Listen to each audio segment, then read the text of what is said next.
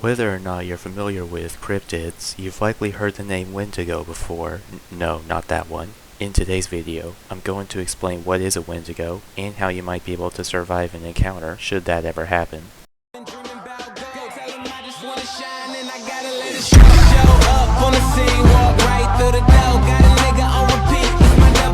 To start, there are actually two separate descriptions of what a Wendigo is.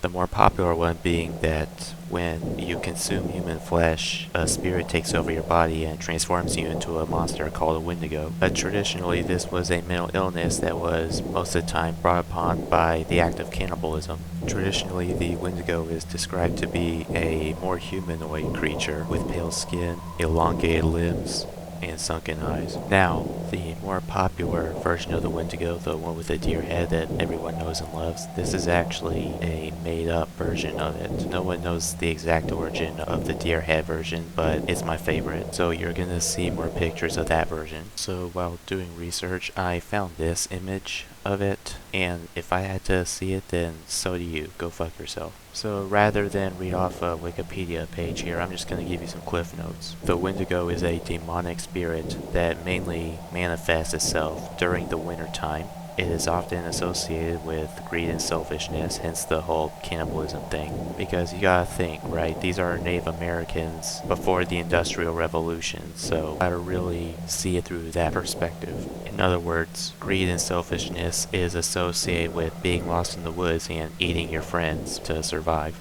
So while we're on the topic of the curse, how does one become a Wendigo? As far as I know, there's only 3 ways that you can turn.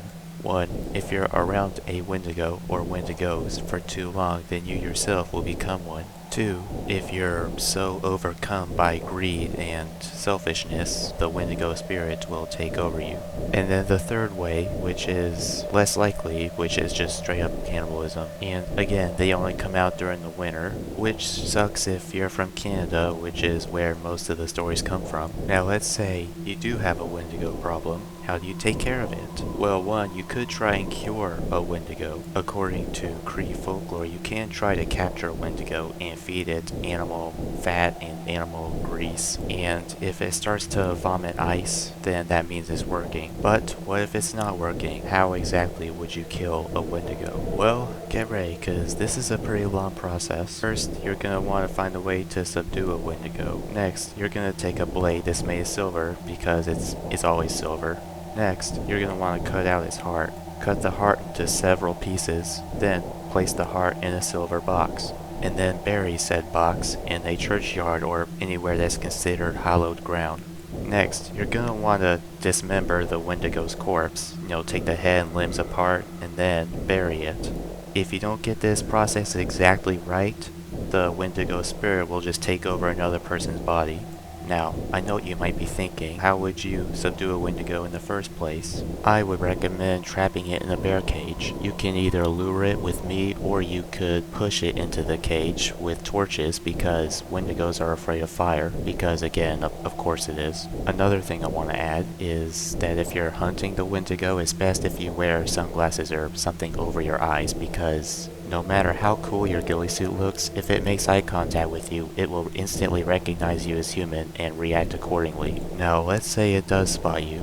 If you have a firearm or a melee weapon of some type, it's recommended that you attack the heart. Keep in mind that you have to be quick when you do all of this, because prolonged exposure can turn you into a Wendigo. Even if you kill the Wendigo, the prolonged exposure to the spirit will give you some side effects, with the more common ones being dizziness and being easily agitated. I would recommend being someplace warm and being with another person, because the cold temperature and being alone can make the spirit stronger. As long as you stay away from the woods, the side effects should begin to wear off. If you experience these symptoms and you're in the woods, then there might be a Wendigo nearby. Ultimately, the way to tell if that is a Wendigo that's making you feel that way is if you hear a voice that's calling out for a name. Like for example, if you hear a voice in the woods calling out for Mark even though your name isn't Mark, then that's probably a Wendigo. Aside from mimicking human speech, Wendigos don't really make any noise. So if you hear any otherworldly screeching, then that's probably just a bobcat or a skinwalker. If you like what you saw, please like, comment, and subscribe. Dislike it if you dislike it. Please follow all my socials. I just hit 200 followers on Twitter. I'd really love to see those numbers here on YouTube as well.